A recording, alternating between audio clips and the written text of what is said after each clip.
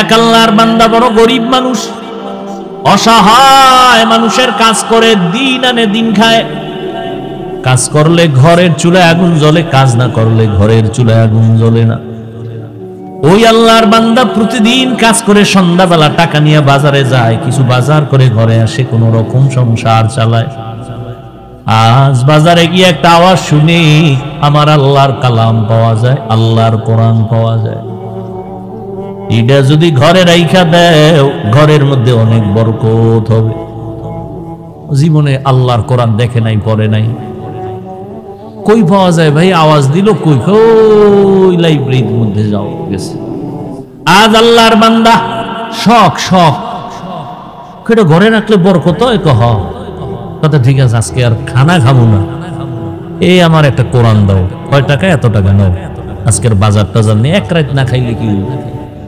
Librarian ব্যক্তি বলে দিছে, এই আল্লাহর বান্দা ঘরে রাখবা, তবে এটা নিচে রাখবা না, বিনা উজুতে ধরবা না। আল্লাহর বান্দা কোরআনটা লাইব্রেরি থেকে নিয়ে ডাইরেক্ট বাড়ি চলে গেল রাতের বেলা।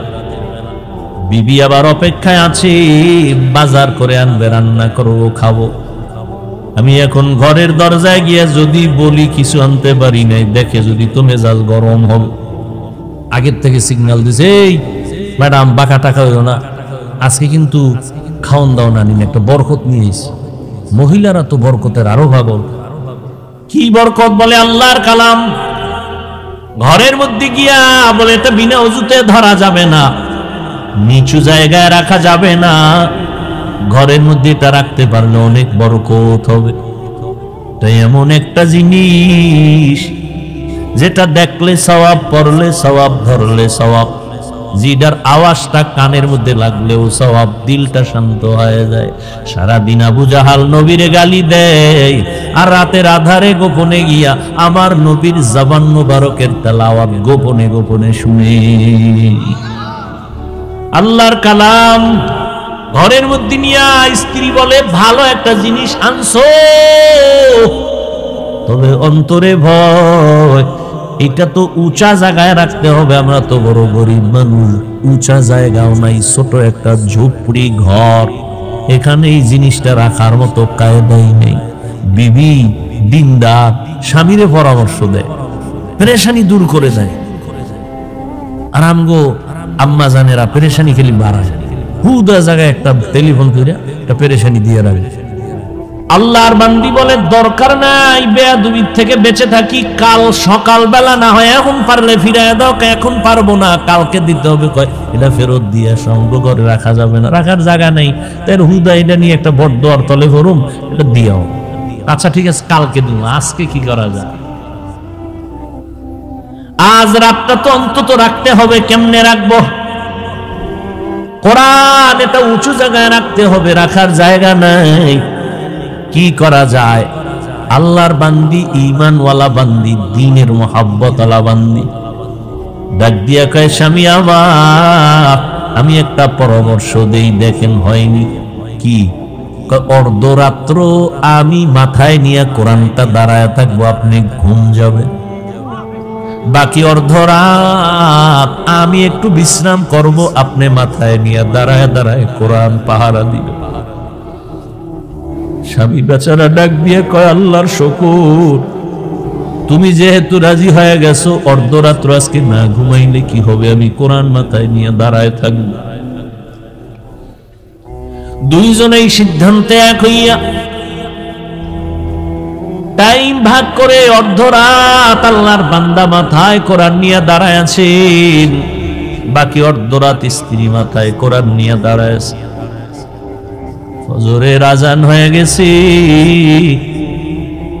একজন একজন ওযু বানাইয়া যায় নামাজে নামাজ পড়লেন। নামাজের পরে বলে, এটারে ফেরত দিয়ে আসো, বেয়াদবি হবে, আল্লাহ বেজার হয়ে যাবে। স্বামী বলে যে, আনলাম কষ্ট করে, টাইনা দিয়ামু, ভিতরে কি একটু দেখি, এটা খুলে টুলে দেখলাম না কি ভিতরে। একই যায় নামাজে দুইজন বইয়া এবার দেখতেছে, খুলতেছে পৃষ্ঠা, উল্টায় উল্টায় উল্টায়, আঙ্গুল টানে আঙ্গুল টানে আঙ্গুল টানে দোনোজন। মাওলা পাকের বড় কুদরত, মুহূর্তের মধ্যে শুরু থেকে শেষ পর্যন্ত আঙ্গুল টেনে টেনে টেনে টেনে লাইনে লাইনে পুরা কোরআনটা পৃষ্ঠা উল্টানো শেষ। এই মিয়া, আমরা এক খতম দিতে বেহুশ হয়ে যাওয়া লাগে। কোরআন এক খতম দিতে কত সময়? সাহাবায়ে কেরাম 3 দিনে এক খতম করেছেন। তামিমে দারি রাদিয়াল্লাহু আনহু প্রতি রাত 300 রাকাত নফল নামাজ পড়েছেন, ফরজের বাহিরে 300 রাকাত। সুবহানাল্লাহ তো কইছেন, বাসায় একটু হিসাব করেন দিয়ে এটা কেমনে সম্ভব? সুবহানাল্লাহ তো বলছেন, হিসাব করেন বাসায় বইয়া শুইয়া শুইয়া 300 রাকাত কেমনে সম্ভব? আল্লাহ কয় আমি আল্লাহর কুদরতের দ্বারা সম্ভব। সময়ের মধ্যে আমি বরকত দেই, সময়ের বরকত এটা ধরা যায় না, বুঝার জিনিস, অনুভব করার জিনিস। এটা ক্যালকুলেটর কম্পিউটারে হিসাব মিলবে না। দোনোজন আল্লাহর কোরআন আঙ্গুল দিয়ে টানলেন। এইবার বলে, ও বিবি কিছু বুঝছো নি? তুমি শুনবানি? এইবার আল্লাহর বান্দি এই কথা বলায় স্বামী আশ্চর্য হয়ে গেল। কি শুনাবা তুমি? শুনো। এবার আল্লাহর বান্দি মোহাব্বতের সাথে শুনাইতেছে কোরআন তেলাওয়াত করে। আমার মাওলা কোরআনের নূর তাদের সিনার মধ্যে ঢুকায় দিয়েছে। সিনায় কোরআন মুখস্থ হয়ে গেছে, দুইজনে কোরআন মুখস্থ করে ফেলছেন। এটা মাওলা পাকের কুদরত, এটা বান্দার বিবেকের বাইরের কাজ। যতই ঘুরাইয়া চেষ্টা করবেন কাজ হবে না, কারণ আমগো মেমোরির জিবি ওই পরিমাণ নাই যে আল্লাহর কুদরতের মধ্যে গবেষণা করে কিছু বুঝবো। আল্লাহ যেটা বুঝার সুযোগ দিবেন বুঝবো, অতিরঞ্জিত করলে মেমোরি হ্যাং হয়ে যাবে। ঠিক নাকি? 2 GB মেমোরি ওয়ালায় যদি বলে 8 GBর মধ্যে যা আছে এটার ভিতরে ঢুকা, মেমোরি হ্যাং হবে, পিসি হ্যাং হবে, মনিটর হ্যাং হবে, গোষ্ঠী শুদ্ধ হ্যাং। আল্লাহর কালাম দা হাত দিয়া দিয়া লাইনে টানছে। ও যুবক, ও পর্দার আড়ালের আম্মা জানেরা, ও বৃদ্ধ বাবাজি, মাওলার কোরআনের বয়ান শুনতেছে। শুনতে শুনতে শুনতে শুনতে বয়স বুড়া হয়ে গেলেন, দাড়ি পেকে গেল, মরণের ভাব। রমাজানুল মোবারকে তারাবির নামাজ পড়েন, খতম পড়েন, কোরআন শুনেন, কপাল বড় খারাপ। একটা দিনও খুইলা দেখলেন না মাওলার কোরআনের ভেতরে কি। কপাল বড় খারাপ। সেই ছোটবেলার থেকে কোরআন কোরআন শুনতেছেন, বয়ান শুনতেছেন, কোরআন তেলাওয়াত শুন, একটা দিন দেখলেন না যে দেহি তো ভিতরে কি আছে। এত সুন্দর কিতাব, যেটা এত বরকত, এত সওয়াব, দেখলে সওয়াব, শুনলে সওয়াব, পড়লে সওয়াব, ধরলে সওয়াব। একদল আল্লাহর বান্দা টুপিওয়ালারা বলে কোরআনের অর্থ না জেনে পড়লে লাভ নাই, এরা ধোঁকাবাজ, এরা বাতিল। বরং রমজানে পড়বেন আরো বেশি সওয়াব। রমজানে আল্লাহর সেই পবিত্র কালাম মহাগ্রন্থ আল কুরআন, কি মহিমা এ মাসেই হয়েছে তারা আগমন। আল্লাহর সেই পবিত্র কালাম মহাগ্রন্থ আল কুরআন, কি মহিমা এ মাসেই হয়েছে তারা আগমন। এক নেকে শতুর রহমান, দেন ফরজ নফল, দেন নফল ফরজ সমান। রহমত বরকত নাজাতের মাস, জ্বালাও আমলের বাতি। ভুলবো না, ভোলা যায় নাকি মাহে রমজানের স্মৃতি। ভুলবো না, ভোলা যায় নাকি মাহে রমজানের স্মৃতি। এ মাসের কত ফাজিলত জানো কি মুসলিম জাতি, ভুলবো না ভুলা যায় নাকি মাহে রমজানের স্মৃতি, ভুলবো না ভুলা যায় নাকি মাহে রমজানের স্মৃতি। ঘুম আসতেছে আপনার? এরে যুবক আল্লাহর গোলাম, জীবনে সব কামাই করলি, মাওলার কাছে কি নিয়ে যাবি? আল্লাহ যদি জিগায় তোর সব মাপ, তুই জীবনে যত আকাম করছো সব মাপ, খালি একটা ভালো কাজের কথা ক যেটার ধৈর্যই আমি তোর জান্নাত দেব। একটা আছে? কি মাস্তান হয়ে বয়ে দিস, হুজুর মুজুর এটি কোনো পছন্দই হয় না। একটা আমল যদি আল্লাহ জিজ্ঞেস করে বান্দা বল, একটা আমল দেখা, হাদিসে পাকে নবী বলেন কিচ্ছু নাই, বান্দার আল্লাহ দেখবে, দেখ বান্দার নামটা নবীদের সাথে মিল আছে। যদি দেখে নামটা আব্দুর রহমান, নামটা হলো আব্দুল করিম, নামটা হলো রহিমা খাতুন, আয়েশা খাতুন, খাদিজা খাতুন, নামটা সুন্দর, নবীদের সাথে কোরআনের সাথে মিল, রাসূলের সহিহ হাদিস, আল্লাহ শেষবারে বলবে এই নামের বরকতে যাও আমি তোমারে জান্নাত দিয়া দিলাম। নাম রাখছে সেন্টু, হৃদয়, বৃষ্টি, নদী, সাগর, সবুজ, গম্বুজ। সারা দুনিয়ার বেঈমানের বাড়ি ঘুরো, আব্দুর রহমান নামের একটা ছেলে পাবেন, পাবেন। সারা দুনিয়ার বিধর্মীদের বাড়ি বাড়ি ঘুরো, রহিমা নামে একটা মেয়ে পাবা। আসতে কেন পাবেন? কপাল এত খারাপ কেন আমাদের? আমরা এতটা ছোট মনের মানুষ কেন? জানবো ঘরে ঘরে ঘরে ঘরে বেঈমানের পাতানো নাম, ঘরে ঘরে বেঈমানের নাম। একজনের নাম রাখছে বিপদ, সন্তানের নাম বিপদ, ডাক দিছে বিপদ। পিছনে একজনের তাকায়, ভাই কি বিপদ? কেন? আমার সন্তানের নাম বিপদ। আমার তো ভাই মহা বিপদ শুরু হয়ে গেছে। আহা, قال النبي صلى الله عليه وآله وسلم من ولد له ولد فليحسن اسمه وأدبه فإذا بلغ فليزوجه فإن بلغ ولم يزوج فأصاب اسما فإنما اسمه على أبيه। এই মা বাবা, সন্তান দুনিয়াতে আসার পরে তোমার দায়িত্ব সন্তানের ডান কানে আযান দাও, বাম কানে ইকামত দাও। 7 দিনের দিন চুল ফালাও, সুন্দর একটা নাম রাখো, আকিকা করায়া দাও। এরপরে আল্লাহর দ্বীনের শিক্ষা দিয়া সন্তানটারে আদর্শ ডাক্তার বানাও, আদর্শ ইঞ্জিনিয়ার বানাও, আদর্শ প্রফেসর বানাও, আদর্শ একজন গবেষক বানায়া দাও। বেয়াদব বানাইও না, নবীর আদর্শ দিয়াই বান্দাটারে তুমি ডাক্তার বানায়া দাও। আর তাসলিমের মতো যদি ডাক্তার হয়, জুতার বাড়ি ছাড়া উপায় নাই।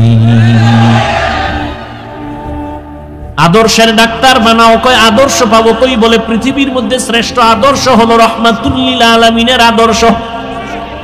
আমার নবীর আদর্শ কেমন? নবী মাত্র 13 বছরের ব্যবধানে মক্কার খারাপ চরিত্রহীন মানুষগুলোকে দামি মানুষ বানায় ফেললেন। নবী একটা বেতের বাড়িও দিলেন না, নবী একটা মিথ্যা কথা বললেন না। কেমন মায়ার নবী আমার! নবী একটা গালিও দিলেন না। হাজার হাজার হাজার গালি আসছে, নবী একটা গালির জবাবও দিলেন না।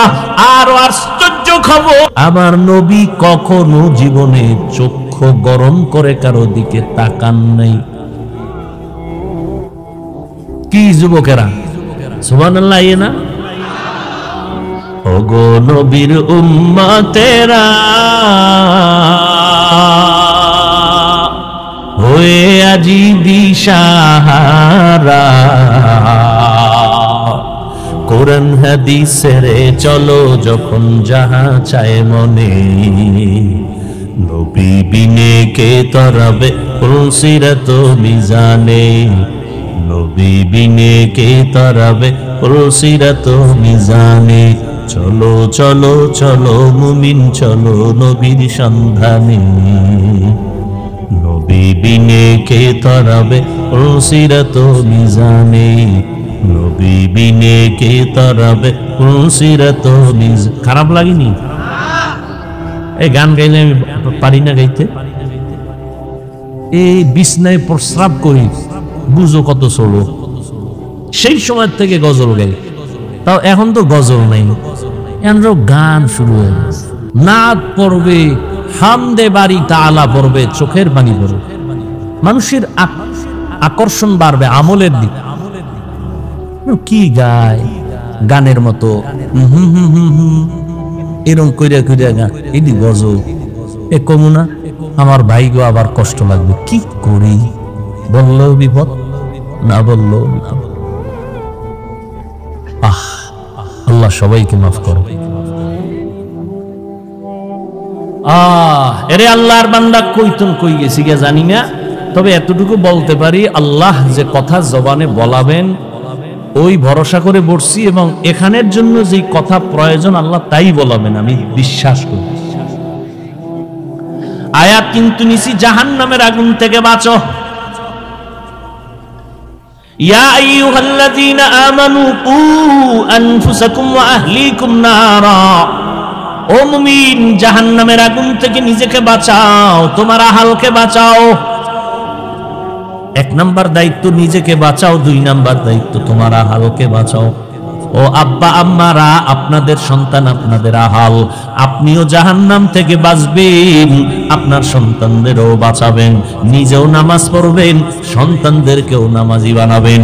নিজেও কোরআন শিখবেন, পড়বেন, সন্তানদেরকেও কোরআন শিখাবেন, পড়াবেন। নিজেও হালাল খাবেন, সন্তানদেরকেও হালাল খাওয়াবেন। খবরদার নিজেও সুদ খাবেন না, নিষ্পাপ সন্তানগুলোকে সুদের টাকা খাওয়াইয়া পবিত্র রক্তটারে নাপাক বানাবেন না। কত বড় কুলাঙ্গা, নিজে হারাম খায়, যাই না শুনে খা, মরার ঘরে ভিটাভিটি যাওয়া হবে, কিন্তু তোমার ঘরের মা, তোমার ঘরের বাচ্চাটার কি দোষ? ও রক্ত তো পবিত্র, ওকে কেন হারাম টাকা খাওয়ায় রক্ত নষ্ট করলাম? নিজেকে জাহান্নাম থেকে বাঁচাও, তোমার আহালকে বাঁচাও। ও স্বামী, নিজেকে জাহান্নাম থেকে আগে বাঁচাও, তোমার আহাল তোমার স্ত্রীকে জাহান্নাম থেকে বাঁচাও। নিজেও টেলিভিশন দেখবা না, স্ত্রীকেও দেখার থেকে ফিরানোর চেষ্টা করো। নিজেও নামাজ পড়েন, স্ত্রীটাকেও নামাজি বানাবেন, কারণ গাছ ভালো হবে, সফল ভালো হবে। আম্মা জানের আদর্শ যদি ভালো হয়, সন্তান ভালো হবে। এই দুনিয়াতে যত ভালো ভালো সন্তান আছে সব হলো মা বাবার অবদান, মায়ের আদর্শের কারণে। মায়ের আদর্শ ভালো তো সন্তান ভালো। যেই গাবি ভালো, ওই গাবির দুধ বেশি হয়। আপনারা গাবি কিনতে যান দুধ পান করার জন্য, আগে জিগায় মায়ের দুধ কয় কেজি? তো কয় 20, তাহলে বাচ্চাটার অন্তত 15 কেজি হতে পারে, ঠিক নেই? একটা গাবি কিনতে গিয়া মায়ের খবর নিলেন, একটা বিবাহের পাত্র দেখতে গিয়া পাত্রীর কাছে জিগাইলেন না এর মা পর্দা করেনি, এর মা কোরআন পড়তে জানেনি। কারণ মা যদি কোরআন পড়নেওয়ালা হয়, পর্দা করে, মেয়েটাও পর্দা করার মধ্যে আসতে পারে, ফায়দা হবে, কোরআন পড়লে লাভ হবে। ঘরের মধ্যে আম্মা জান কোরআন পড়বে, রহমতের ফেরেশতা ঘরটা পাহারা দিবে। জাহান্নামের আগুন থেকে নিজেকে বাঁচান, আহালকেও বাঁচান। কেন? বলে ওয়াকুদুহান নাস ওয়াল হিজারা, জাহান্নামের আগুনের ইন্ধন হবে মানুষ আর পাথর। দুনিয়ার আগুন আগুন, জাহান্নামের আগুনটাও আগুন। দুনিয়ার আগুনের দ্বারা মানুষের উপকার হয়, মাঝে মাঝে ক্ষতিও হয়, কিন্তু জাহান্নামের আগুন সব সময় ক্ষতি আর ক্ষতি আর ক্ষতি। দুনিয়ার আগুন নরম, জাহান্নামের আগুন বড় হাত। দুনিয়ার আগুন হাতে লাগলে হাত জ্বলে, পাও জ্বলবে না। জাহান্নামের আগুন যে কোনো জায়গায় শরীরে লাগবে, কলিজাটা পর্যন্ত ভুনা হয়ে যাবে। দুনিয়ার আগুন জ্বালাইতে নরম জিনিস লাগে, খের কুটা কেরোসিন। জাহান্নামের আগুন এত ভয়ঙ্কর, আল্লাহ বলেন এই জাহান্নামের আগুন প্রজ্বলিত করতে আমি প্রথম শক্ত জিনিস ব্যবহার করব। আর ওই শক্ত কি ব্যবহার করব জানুনি মানুষ? আমি জাহান্নামের আগুন জ্বালাইতেই ব্যবহার করব মানুষ আর পাথর। কোন মানুষ বলা হয় যায় না, কোন মানুষ দিয়া জাহান্নাম বানাবেন বলা যায় না। রাসূলের সাহাবী আবু হুরায়রা রাদিয়াল্লাহু তাআলা আনহু, একজন মুহাব্বতের সাহাবী বলেন, ও ভাই আবু হুরায়রা, আপনি নবীর সোহবতে বেশি সময় কাটাইছেন, নবীজির এমন একটা হাদিস আমাকে আপনি শুনাইবেন নি? আবু হুরায়রা রাদিয়াল্লাহু তাআলা আনহু বলেন, ঠিক আছে আসেন আমি শুনাবো। একটা নির্জন জায়গায় বসছে দুইজনে। আবু হুরায়রা বলেন, ও ভাই, ওই হাদিসটা আমি আপনাকে আজকে শোনাবো যেই হাদিস আমাকে নবী শুনাইছেন। এই রকম নিরিবিলি একটা ঘর, কেউ ছিল না, রহমতের নবী আর আমি আবু হুরায়রা ছাড়া কেউ নাই। এ কথা কইয়া একটা চিৎকার দিয়ে বেহুশ হয়ে পড়ে গেছে। আবু হুরায়রা রাদিয়াল্লাহু আনহু হুশে আসছেন। হুশে আসার পরে আবার বলতেছেন, ভাইজান আমি ওই হাদিসটা আপনাকে শোনাবো যেই হাদিস আমাকে নবী মুহাব্বত লাগায় শুনাইছেন। এমন একটা নির্জন জায়গা যেখানে নবী আর আমি আবু হুরায়রা ছাড়া কেউ ছিল না। আবু হুরায়রা এই কথা বইলে আবার একটা চিৎকার মেরে বেহুশ হয়ে গেছে। আবার হুশে আইসা আবার বলেন, ওই হাদিসটা শোনাবো যেই হাদিসটা নবী আমাকে একা একা শুনাইছেন। আবার বেহুশ। এইভাবে কয়বার বেহুশ? কয়বার? চতুর্থবারে কয়, ভাই শুনেন, মায়ার নবী হাদিস আমাকে শুনাইছেন, কিয়ামতের ময়দান কায়েম হয়ে যাবে। আবু হুরায়রা কাঁদেন আর বলেন, নবীজিও কান্না করে হাদিসটা শুনাইছেন। কিয়ামতের ময়দান কায়েম হয়ে যাবে। ময়দানটা সমতল, এই জমিনটাই হবে কিয়ামতের মাঠ। এই যে আমরা জমিনে বসে আছি এটাই কিয়ামতের মাঠ। কিচ্ছু থাকবে না, পুরা জমিনটা সমতল হয়ে যাবে। আল্লাহ পাক মানুষগুলোকে উঠাবেন, সব মানুষ দাঁড়াবে, নারী পুরুষ সব একেবারে উলঙ্গ। সূর্যটা নিচে নেমে আসবে, সূর্যর তাপ জমিনে দেওয়া হবে। অপর দিকে জাহান্নামের আওয়াজ। ওদিকে আমার আল্লাহ রাগান্বিত আওয়াজ দিয়ে বলবেন, লিমানিল মুলকুল ইয়াউম লিল্লাহিল ওয়াহিদিল কাহ্হার। হাসরের ময়দানটা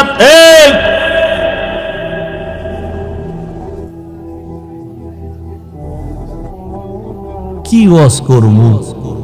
মাদ্রাসা চালানের টাকা টোকা থাকলে ওয়াজ মজ একেবারে বাদই দিয়ে দিতাম। আপনারা কি এনে খাইতেছেন? আচ্ছা, বাদাম খাইলে কি পেট ভরবে? কি শুরু হইল? ওয়াজের প্যান্ডেলে বেচা কেনা কেন? কিছু আল্লাহর বান্দা আছে এতটা মূর্খ, এতটা দুর্বল অন্তর ঈমান, ওয়াজে একটা বেলুন কিনতে বাড়ি যায়, বেলুন কেলে, মাছের ছবি কিনে। এখানে হইতেছে জান্নাতের বাগান সওয়াব, আর ওদিকে মার্কেটে হইতেছে ডাইরেক্ট স্পষ্ট তাজা কবিরা গুনাহ, নারী পুরুষ সমানে করতেছে। কি এক ওয়াজ! আহা, এই জন্য ওয়াজ বাড়ছে কিন্তু ফলাফল জিরো। মসজিদ সুন্দর, মুসল্লিদের অন্তর সুন্দর না।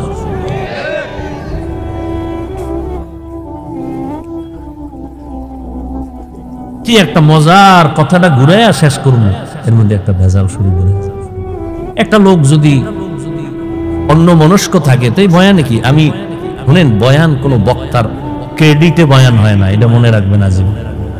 বক্তার বাহাদুরি খুব এলেমলা, আল্লাহর কসম, বক্তার বাহাদুরি দিয়া বয়ান হয় না।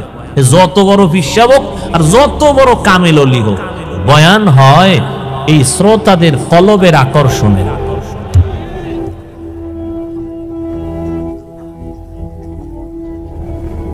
আমি 12টার মধ্যে চাইছি মোনাজাতটা দিয়ে যাব, বয়ান করতেছি, কে বের করতেছে? আমি কি মুখস্থ করে আসছি যে আজকে এখানে এই কথা বলবো? এই আয়াত দিয়ে তো আরো 13 জায়গায় বয়ান করছি, কিন্তু আজকের আয়াতের মাথা হাতে যে কথাগুলো আছে, এই কথা তো কোনো বয়ানে আসেনি। এই একই আয়াতের বয়ান আরো 13 জায়গায় ইউটিউবে আছে, দেখেন। একই আয়াতের বয়ান করছি, এক এক জায়গায় এক এক রকম বয়ান। বক্তার বাহাদুরিতে না, ময়দানের শ্রোতাদের কলবের আকর্ষণে বয়ান হয়। অনেক জায়গায় কয় না বয়ানটা অন্য জায়গায় কেমন সুন্দর করে, আমাদের জায়গায় ভালো হইল না। আপনাকে দিলের অবস্থা ভালো ছিল না।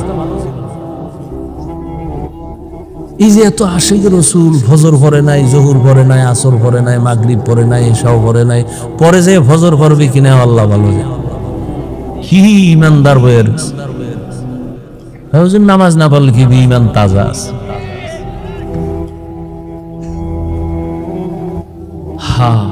আবু হুরায়রা রাদিয়াল্লাহু তাআলা আনহু কান্না করলেন আর বললেন, কিয়ামতের মাঠ কায়েম হয়ে যাবে। আল্লাহ পাক রব্বুল আলামিন আহারিয়াতের আওয়াজ দিবেন। হাসরের ময়দানের মানুষগুলো পাগল, সব উলঙ্গ।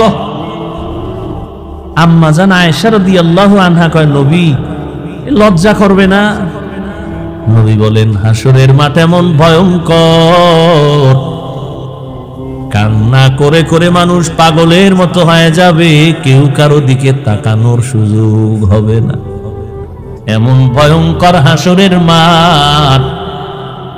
আমার মায়ার নবী কান্না করেন, হাসরের মাঠের হালাতের কথা ভেবে ভেবে কাঁদতেছেন। এত এলেম, এত আমল, এত তাকওয়া, আবু বকর, ওমর, ওসমান জান্নাতের টিকিট পাইয়া তারাও কাঁদতেছেন, আল্লাহর আদালতে কেমনে দাঁড়াবো? আবু হুরায়রা বলেন, আল্লাহ আদালত কায়েম করবেন। তিনজন মানুষকে আল্লাহ ডাকবেন, তিনটা ব্যক্তিকে ডাকবেন, পিওর মানুষ, দুনিয়ার সমস্ত চোখ বলে তিনজন বিনা হিসাবে জান্নাতি। খুব খেয়াল করেন। আবু হুরায়রা বলতেছেন, নবী ওই হাদিসটা শুনাইছেন, কিয়ামতে আল্লাহ তিনজন ব্যক্তিকে ডাকবেন, দুনিয়ার চোখ বলে ওই তিনটা মানুষ বিনা হিসাবে জান্নাতি। কারা বলে? দুনিয়ার চক্ষু দেখে বলবে তিনজন কি? আবু হুরায়রা বলেন, ওই তিনটা মানুষ জান্নাতি। আল্লাহ ডাকবেন, প্রথম ব্যক্তিকে ডাকবেন, তিনি হবেন যুদ্ধের ময়দানে গলা কাটা শহীদ। আর একজন ডাকবেন, তিনি বড় হুজুর মাওলানা। আর একজন ডাকবেন, যিনি কোটি কোটি টাকা দান করে মাদ্রাসা মসজিদ করেছে। আপনাদের চোখ কি বলে? এরা জাহান্নামী।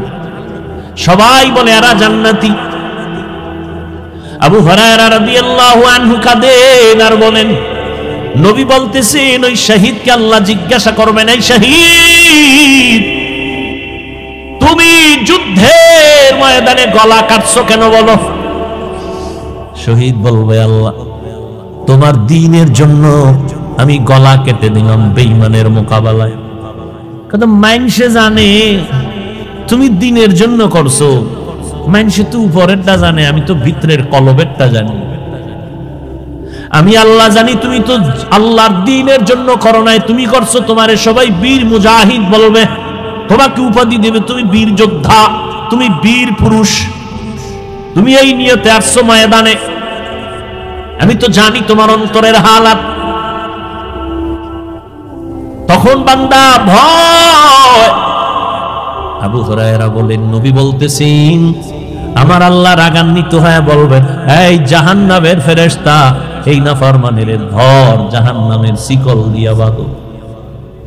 যুদ্ধের ময়দানে গলা কাটা শহীদ, আল্লাহ বলবে, কে জাহান্নামের শিকল লাগাইয়া জাহান্নামের দিকে নিয়ে যাও। আল্লাহর অর্ডার হবে, জাহান্নামের শিকল লাগাইয়া জাহান্নামের দিকে নিয়ে যাও। এরপরে আল্লাহ ডাকবেন, এই মাওলানা সাহেব দাঁড়াও, আমি আল্লাহ তোমাকে ব্রেন দিয়েছি, তুমি অনেক কোরআন হাদিসের জ্ঞান অর্জন করে কি করেছো বলো? বলবে, আল্লাহ আমি তোমার দ্বীনের দাওয়াত দিয়েছি, কোরআন হাদিস শিখা মানুষের বয়ান করেছে। কেন কেন? তোমার সন্তুষ্টির জন্য। কয়, না না, মানুষ জানে তুমি আমার জন্য কাজ করছো, আর আমি আল্লাহ জানি তুমি নিজেকে মাওলানা বানানোর জন্য টুপি লাগাইছো, মানুষের বাহা বাহা পাওয়ার জন্য তুমি এই বেশ ধরেছো, মানুষের ধন্যবাদ পাওয়ার জন্য তুমি এগুলো করছো। আমি আল্লাহ জানি তোমার অন্তরের হালাত। তোমারে মাঝে মাঝে মুক্তি সাপ না বললে কষ্ট পাইতা, মাওলানা না বললে কষ্ট পাইতা। এগুলো তো দুনিয়ার জন্য, তুমি দুনিয়া কামাই করার জন্য এলেম শিখছো, দুনিয়ায় পেয়ে গেছো, আমার কাছে কিছু নাই। আল্লাহ বলবে জাহান্নামের ফেরেশতা, এই মাওলানাকে তৈরা জাহান্নামের শিকল লাগাও, জাহান্নামের দিকে নিয়ে যাও। সর্বশেষ আল্লাহ পাক দানবীর টাকাওয়ালাকে ডাকবেন, ও দানবীর টাকাওয়ালা, আমি আল্লাহ তোমাকে গরিবী হালাতের থেকে তোমার ধনী বানাইছি, বলো টাকা পয়সা কি করেছো? দানবীর বলবেন, হে মালিক, তোমার দিন জিন্দার জন্য মাদ্রাসা বানাইছি, মসজিদ বানায় দিছি। আল্লাহকে এটা মানুষ জানে, কিন্তু আমি তোমার অন্তরের খবর জানি। তুমি মানুষের ধন্যবাদ পাওয়ার জন্য দান করেছো। তোমার নামটা বড় কইরা না বললে মনে কষ্ট পাইতা, কেউ জানে না, আমি জানি। তোমার নামে আলহাজ না লেখলে কষ্ট পাইতা, কেউ জানে না, আমি জানি। তোমারে যদি একটু সম্মানের চেয়ার না দিত তুমি কষ্ট পাইতা, আমি জানি। তাহলে তুমি টাকা পয়সা ব্যয় করছো মানুষের ধন্যবাদ পাওয়ার জন্য, সেটা দুনিয়ায় পেয়ে গেছো। আজ আমি মাওলার আদালতে তোমার কিছুই নাই। আল্লাহ বলবে জাহান্নামের ফেরেশতারা, একে ধর, জাহান্নামের শিকল লাগাই একে জাহান্নামের দিকে নিয়ে যাও। ও আল্লাহর বান্দারা, আমি যে কথাটা বুঝাবার জন্য ঘটনাটা টানলাম, আবু হুরায়রা কান্না করে শুনাইছেন, ও আল্লাহর বান্দা, গলা কাটা শহীদের যদি এমন অবস্থা হয়, একজন দ্বীনের দায়ী মাওলানা সাহেবের যদি কিয়ামতের ময়দানে এমন হালাত হয়, একজন মসজিদ মাদ্রাসা দ্বীনের পথে দান কর্মীওয়ালার যদি এমন অবস্থা হয়, একটু চিন্তা করবেন আপনার আমার উপায় কি হবে সেই দিন। আজকে মনে হয় আমার মতো মাওলানা আপনারা কত সম্মানে আমাকে বসাইছেন, কিন্তু গুনার দিকে তাকায় দেখি মনে হয় এই মাঠে আমার মতো গুনাহগার আর একজনও নাই। আমার গুনার খবর আপনারাও জানেন না, আমার আব্বা আম্মা কেউ জানে না। আমার হাতের দিকে তাকাইলে মনে হয় হাত পাপের কারণে নাপাক, গুনার কারণে আমার জিহ্বা নাপাক। এই জিহ্বা দ্বারা কত গীবত করলাম, শিকায়াত করলাম, কত মানুষের নামে কত অপবাদ দিলাম। এই হাতের দ্বারা কত গুনাহ করলাম, চোখের দ্বারা কত গুনাহ করেছি। ও যুবক বাবারা, পাও দুইটা ধুইরা বলে গেলাম, যদি বলো হাফিজ ভাই নিচে নাইমা পাও ধরেন, আমি তোমার পাও নিচে নাইমা ধরি। বলো বাবা, দরওয়াজা জানালা আটকায়া সারাটা রাত মোবাইলের দিকে তাকায়া কবিরা গুনাহ করলা। আমার মাওলায় যদি তোমারে অন্ধ বানাইতে, বলো তুমি কেমনে রাতের বেলা মোবাইলে কবিরা গুনাহ দেখতা? এখনো কি তওবা করবা না? কয়দিন আর তুমি বাঁচবারে বাবা? তাকায় দেখো, গাড়ির নিচে তোমার মতো যুবকের লাশ, পানির ভেতরে তোমার মতো যুবকের লাশ, ঘরের বিছানায় ঘুমের বিছানায় তোমার মতো যুবকের লাশ। ও আল্লাহর বান্দা, তুমি স্কুলে পড়ো, কলেজে পড়ো, চাকরি করো, বাধা নাই, নামাজটা ছাড়িও না রে বাবা। তোমার মতো যুবক স্কুল কলেজে পড়ে, নামাজ ছাড়ে না, তুমি কেন পারো না রে বাবা? তোমার মতো বান্দা রাস্তায় গাড়ি চালায়, নামাজ ছাড়ে না, তুমি কেন পারো না? তোমার মতো যুবক ব্যবসা করে, চাকরি করে, নামাজ ছাড়ে না, তুমি কেন পারো না? তোমার মতো যুবক কৃষি কাজ করে, নামাজ পড়ে, তোমার মতো বান্দা র্যাব আর্মি পুলিশ বিডিআরের চাকরি করে, ডাক্তার প্রফেসর ইঞ্জিনিয়ার, নামাজ ছাড়ে না, তুমি কেন পারো না রে বাবা? আমার মাওলার কোরআনটা কি মিথ্যা মনে করেছো? আমার নবীর কথাগুলো কি মিথ্যা মনে করেছো রে বাবা? একজন দুইজন তিনজনে বললে হয়তো সন্দেহ করতে পারো এ কথাটা মিথ্যা, কিন্তু আখিরাতের কথা, গুনাহগারের জাহান্নামের বয়ান তো লক্ষ লক্ষ নবীরা বললেন, লক্ষ লক্ষ সাহাবায়ে কেরাম একই বয়ান করলেন, কোটি কোটি কোটি কোটি উলামায়ে কেরাম আল্লাহওয়ালারা একই বয়ান করে কবরে গেলেন। তাবলীগওয়ালারাও বলে গুনাহ ছাড়ো, নেক আমল করো, পীর সাহেবরাও বলে গুনাহ ছাড়ো, নেক আমল করো, আল্লাহওয়ালারা সবাই বলে গুনাহ ছাড়ো, নেক আমল করো, উলামায়ে কেরাম বলে গুনাহ ছাড়ো, নেক আমল করো। ও যুবক, আজকে আমিও যদি তোমার মতো প্যান্ট শার্টটাই লাগায় রাস্তায় ঘুরতাম, দাড়ি কেটে, কেউ আমারে বাধা দিত না রে বাবা। এই টুপির কারণে মাথা গরম লাগে তাও জানি, দাড়ির কারণে যৌবনের ভাব চলে যায় তাও বুঝি, লম্বা জামা গায়ে পরার কারণে শরীরটা গরম লাগে, আটকা আটকা লাগে, তাও বুঝি শীতের মধ্যে ঠান্ডা পানি দিয়া ওযু বানাইয়া ফজরের নামাজ পড়তে অনেক কষ্ট, তাও বুঝি। এই টুপিদারির কারণে আলেমরা অনেক গালি শুনছেন, ফাঁসি হয়েছে, তাও জানি। এরপরও এখনো শুনি কত মানুষ, তোমরা তোমাদের মতো কত বান্দার আমগো গালি দাও, পাঁচকুল্লি বলে গালি দাও, চরমনাইরে গালি দাও, তাবলীগওয়ালাদের বিরুদ্ধে বলো, দেওবন্দীদের গালি দাও, জানি শুনি, তারপরও কোনো জবাব দেই না। বাবা এরপরও কেন টুপি ফালাই না, নামাজ সারি না, দাড়ি কাটি না? একমাত্র কারণ আমার কবরে আমি যাব, তুমি যাবা না। আমার কবরে আমার এই জামা কাপড় বেলেট দিয়ে আমার আপনজন কেটে কেটে রেখে দিবে। আমার বিদায় বেলা 3টা সাদা কাফন, ওই কবরে 3টা প্রশ্ন তোমাকেও করা হবে, আমাকেও করা হবে। রবের পরিচয় দাও, ধর্মের পরিচয় দাও, রাহমাতুল লিল আলামিনের পরিচয় দাও। ও বাবা ওই কবরে যাইয়া আমি হুজুর জবাব দিতে পারবো এই কোনো গ্যারান্টি নাই রে বাবা। এই কারণেই তো আবু বকর সিদ্দিক রাদিয়াল্লাহু তাআলা আনহু সারা রাত কান্না করলেন নামাজে, ওমরে ফারুক কান্না করলেন জীবনভর, আল্লাহর কাছে আমি কেমনে দাঁড়াবো। উসমান রাদিয়াল্লাহু তাআলা আনহু কান্না করলেন, কবরে আমার কি উপায় হবে। তারা যদি এত আমল করিয়া কাঁদেন, তোমার আমার কি পরিমাণ কান্না করা দরকার। হেদায়েতের মালিক আমার আল্লাহ, এখনো তওবা কি করবা না রে বাবা। ও আল্লাহর বান্দা মনে রে বুঝাও, তোমার মতো যুবক যদি জেনারেল লাইনে থাকিয়া নামাজ পড়ে, তুমি কেন পারবা না? ও পর্দার আড়ালের আম্মা জানেরা, আপনারা নবীদের মা, সাহাবায়ে কেরামদের মায়ের মতো মা, আপনারা হাফেজে কোরআনের মায়ের মতো মা। এই স্টেজে কতজন ছাত্রর মাথায় আজ পাগড়ি দিলাম, এরা সবাই কোরআনের হাফেজ, এদের সিনার মধ্যে মাওলার কোরআন মুখস্থ হয়ে গেছে। কিয়ামতের ময়দানে আল্লাহ এদের ডাকবেন আর বলবে, রে গোলাম, দুনিয়াতে কোরআন তেলাওয়াত করছো, তোর আর দুনিয়াওয়ালারা শুনছে, আজকে তুই পড়বি, আমি মাওলা তোর তেলাওয়াত শুনবো, আমার সামনে তেলাওয়াত কর। ইউকালু লি সাহিবিল কুরআন ইকরা ওয়ারতাকি ওয়ারাত্তিল কামা কুনতা তুরাত্তিলু ফিদ দুনিয়া ফাইন্না মানজিলাকা ইনদা আখিরি আয়াতিন তাকরাউহা। আল্লাহ বলবেন তেলাওয়াত করো, আর একতলা একতলা বিল্ডিং লিফটের মধ্যে উপরে যাও। শুধু তুমি একা যাইও না, ও কোরআনওয়ালা, আরো 10টা জাহান্নামীর ব্যাপারে আমার লিস্টি দাও, সুপারিশ করো। আমি মাওলা তোমার কোরআনের বরকতে, তুমি যে কোরআন শিখছো এই বরকতে আমি 10টা জাহান্নামীকেও তোমার সুপারিশে জান্নাত দিয়ে দিব। ও আল্লাহর বান্দারা, ও আম্মা জানেরা, আজকে এই যে ছেলেরা পাগড়ি নিল, ওদের মা কত ধন্য, ওদের বাবাদের কপাল কত ধন্য। আপনার সন্তানটারে কেন কোরআন শিখাইতে পারলেন না? ডাক্তার বানাবেন আলহামদুলিল্লাহ, তবে কোরআন শিখাইয়া নবীর আদর্শের ডাক্তার বানাইয়া যাইয়েন। আপনার মতো মা নামাজ পড়ে, স্বামীর মাল হেফাজত করে, আপনি কেন পারবেন না রে মা? কয়দিন আর দুনিয়ায় বাঁচবেন, একদিন দুনিয়া থেকে বিদায় হবেন। আজকে নতুন শাড়ি পরিয়া স্বামীর ঘরে আসছেন, কত আনন্দ। এমন একটা দিন আসবে সাদা কাপড়ের প্যাকেট হয়ে কবরে যাবেন, বাচ্চাগুলো আম্মু আম্মু বলে ডাকবে, আপনার জবানে কোনো আওয়াজ হবে না।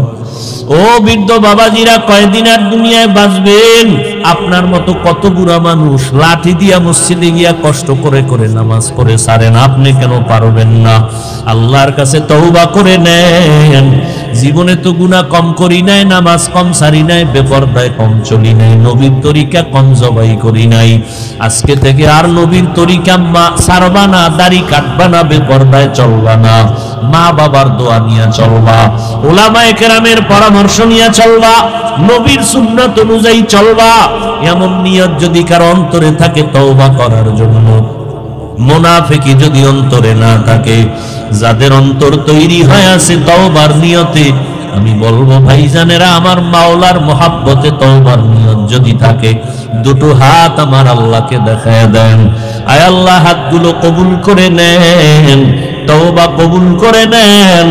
আয় আল্লাহ, মরণ পর্যন্ত নবীজির আদর্শ নিয়ে চলার তৌফিক দান করেন। মা বাবার দোয়া নিয়া, উলামায়ে কেরামের পরামর্শ নিয়ে আদবের সাথে চলার তৌফিক দান করেন, আমিন।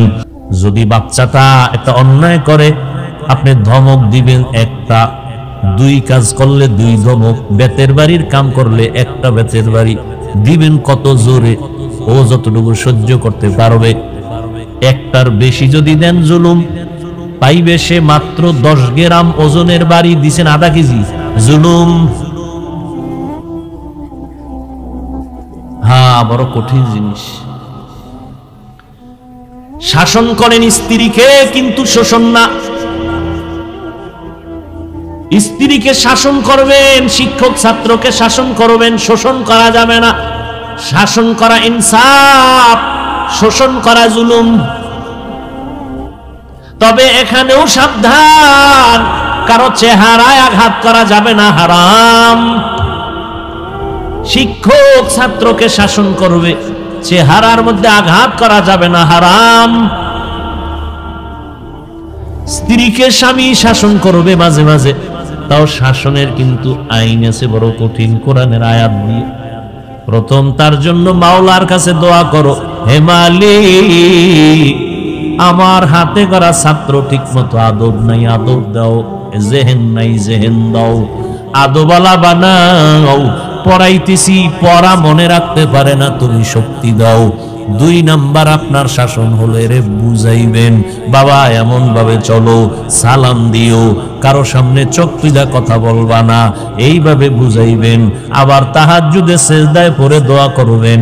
স্বামী ও আল্লাহর কাছে দোয়া করতে হবে, ও দয়ার মালিক, আমার স্ত্রীকে তুমি নেককার বানায়া দাও, আমলওয়ালা বানাও। আবার বুঝাইতে হবে, রে বিবি, তুমি আমি মিলিয়া দাম্পত্য জীবনের বাগানটা সাজাবো। তোমার মন আমার মন যদি এক না হয়, কোনোদিন আগানো যাবে না। আর মাওলায় বরকত না দিলে আগাইতে পারবো না। বরকতের জন্য তোমার মন আমার মন এক হতে হবে, আল্লাহর কাছে দোয়া করতে হবে, আল্লাহ দোয়া কবুল করবে, বরকত শুরু হবে। বুঝাইতে হবে, দোয়া করতে হবে। এরপরেও যদি বাঁকা থাকে, তারপরে হলো 3 নাম্বার পদ্ধতি। এত সোজা?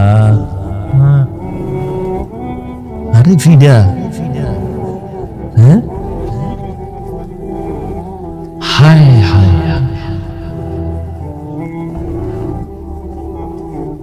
আল্লাহ আমাদেরকে মাফ করে দেন। আমরা যারা এরকম অনেক অনেক আল্লাহ ধরলে উপায় আছেন, আল্লাহ আমাদেরকে মাফ করে দেন। কথা দ্বারা জুলুম, হাতের দ্বারা জুলুম। হাত বলবে, আল্লাহ তোমার বান্দা। এই উঠেন কেন? আমিও কিন্তু উঠবো। মাথা ব্যথা করে, আল্লাহ সুস্থ করে দেন। গেলে একসাথেই যাই। কি আমারে বয়ে থুইয়ের ঘরে হুজুর চালায় জানি তো পুরানো আজ, আমি একটু বিড়ি টেরি টাইম নিতেছি।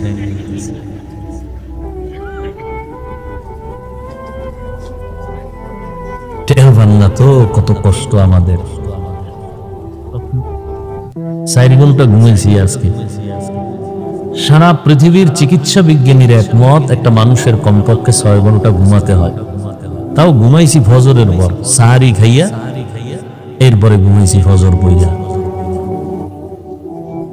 উঠা মাদ্রাসায়, আবার এদিকে দৌড়, এইভাবে প্রতিদিন 12 মাস। আর সব থেকে শরীরের জন্য উপকারী ঘুম হলো রাতের মধ্যাংশের ঘুম। শেষ রাতেরও ঘুম না, প্রথম রাতেরও না, মধ্যাংশের ঘুম। আঙ্গু কপালে নেই। মাঝে মাঝে অনেকে জিজ্ঞাসা, হুজুর কেমনে চলে না? আল্লাহ মনে হয় আমগো বানানোর সময় ওই সিস্টেম করে বানাইছে, না কি করার। নাইলে এত চিল্লা চিল্লি, ওই এক জায়গায় চিল্লেই, এখন এখানে, কালকে জহুর করে বয়ান মাগুরা, এরপরে ভেড়া মারা কুষ্টিয়া। এটা কেমনে সম্ভব? 12 মাস টাইম মতো ঘুম নাই, খাওয়ান নাই, নাকে মুখে 2টা দিয়ে দৌড়। 2 রাকাত এশা পড়ছি, বিতির রয়েছে, বাসায় গিয়ে পড়ব মাওলায় যদি কবুল করে। এই যে দৌড়ের উপরে আসি 12 মাস, একটা মানুষের ঘুম না হইলে আর কথার ব্যালেন্স থাকে না, চলাফেরার ব্যালেন্স থাকে না। কি এক রাত ঘুম বাদ দিয়ে যদি রিক্সা লয়ে রাস্তায় নামিও, রাস্তার সাইডে ভরতে আর দেরি লাগবে না। মাওলার রহমত আর কিছুই। আল্লাহ, একটু বসবেন তো। হাত আল্লাহর সামনে বলবে, হে মালিক, তুমি হাতটা দিছো নেক আমলের ব্যাপারে ব্যয় করবে, বান্দায় আঙ্গুল দিয়া ধরে ধরে ধরে ধরে কোরআন পড়বে। এক আল্লাহর বান্দার একটা ঘটনা আমি আমার এক বুজুর্গ আল্লাহওয়ালা যার লাথি খাইয়া আমি হাফিজুর রহমান এখানে আসছি, এক বুজুর্গ বহুত লাথি খাইছি, থাপ্পড় খাইছি।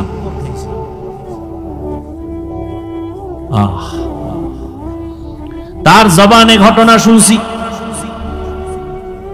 এটা বললাম কেন? ছিদ্রান্বেষণকারীরা তো বয়ে রয়েছে, কবে এটা কোন কোরআনের ঘটনা কইল? আল্লাহ, এক আল্লাহর বান্দা বড় গরিব মানুষ, অসহায় মানুষের কাজ করে দিন আনে দিন খায়। কাজ করলে ঘরের চুলায় আগুন জ্বলে, কাজ না করলে ঘরের চুলায় আগুন জ্বলে না। ওই আল্লাহর বান্দা প্রতিদিন কাজ করে সন্ধ্যাবেলা টাকা নিয়ে বাজারে যায়, কিছু বাজার করে ঘরে আসে, কোন রকম সংসার চালায়। আজ বাজারে গিয়ে একটা আওয়াজ শুনে আমার আল্লাহর কালাম পাওয়া যায়, আল্লাহর কোরআন পাওয়া যায়। এটা যদি ঘরে রাইখা দেও, ঘরের মধ্যে অনেক বরকত হবে। জীবনে আল্লাহর কোরআন দেখে নাই, পড়ে নাই, কই পাওয়া যায় ভাই? আওয়াজ দিল কই? কই লাইব্রেরির মধ্যে যাও, গেছে।